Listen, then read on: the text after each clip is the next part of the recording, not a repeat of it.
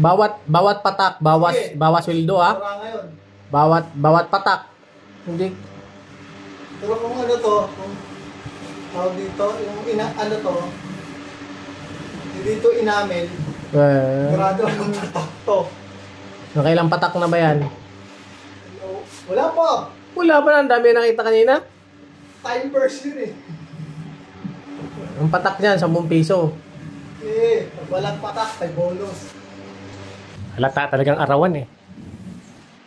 Halatang arawan. Maliit yung brush ginamit. Na ruler. Ganda naman ang daan. Ano kagandahan dyan? Yan ang patandaan na arawan ng trabaho. Oo. Diba? Oh, sa mga gustong magpakontrata dyan si Boss Alex. Sirahin natin bahay nyo. Pinakamahusay na pintoy sa kasaysayan ng mundo. Yan o, yan si Alex. Skill niyan, giba.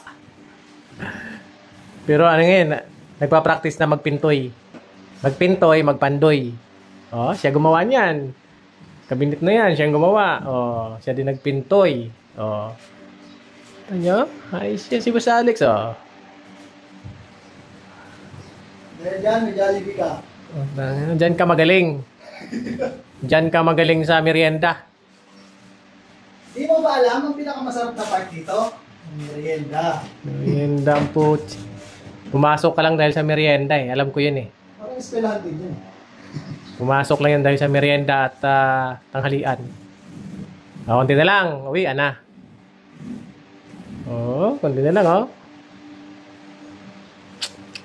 Araw may patak ako nakita, Alex. Wala. 20 pesos yun. 20 pesos. Nakita ba sa video? Kitang-kita. Laglag yung ano. Naging panty. Grabe ka makadiin ng ano. Oo. Hindi wala rin yan.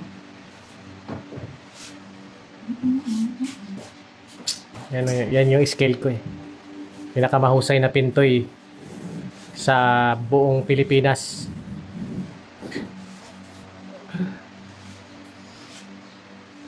O tama na yun, baka sumikat ka pa. Bibigyan mo na ako. Nako. Baka sumikat ka pa eh. Eh. Baka mamaya marami magpapagawa sa'yo kaysa sa akin eh. Hindi ko na sisirain natin yung bahay nila. O, ma-discover ka, ikaw na yung mangontrata, ikaw na yung kukontakin eh. O. Gusto mo bigay na kape? Pwede naman, naging helper na lang din ako sa'yo.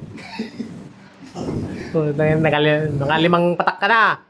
O, 10. Wala na. Wala na, tapos na. Wala na. Uwi na. Bye-bye.